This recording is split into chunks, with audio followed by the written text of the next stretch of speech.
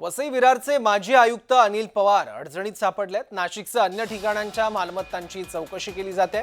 ईडीकडून अनिल पवारांच्या मालमत्तेची चौकशी सुरू आहे। ईडीच्या कारवाईमुळे प्रशासकीय वर्तुळात खळबळ उडाली आहे। या संदर्भात या परिसरातून आणखी माहिती देतात आमचे प्रतिनिधी किरण गोटूर।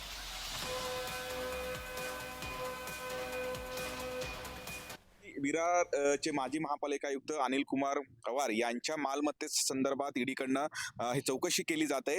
खरं तर अगदी 2 दिवसाआधीच ते निवृत्त झाले आणि त्यानंतर काही मालमत्ता संदर्भात ईडीकडनं चौकशी केली जात आहे। नाशिक, मुंबई, ठाणे, पुणे इथे असलेल्या काही मालमत्तांची चौकशी ईडीकडनं करण्यात येत आहे, अशा पद्धतीचं माहिती मिळते। मी नाशिकच्या पाथर्डी फाटा परिसरामध्ये आहे। इथे सुद्धा खरं तर याच परिसरामध्ये त्यांचा एक प्लॉट आहे आणि त्याच प्लॉट संदर्भात ईडीकडनं चौकशी करण्यात आलेली आहे, अशा पद्धतीचं माहिती आहे। इथे 412चा एक प्लॉट आहे, ते प्लॉट अनिल कुमार पवार यांच्या नावावरती आहे, अशा पद्धतीची माहिती ज्या ईडीला मिळालेली आहे।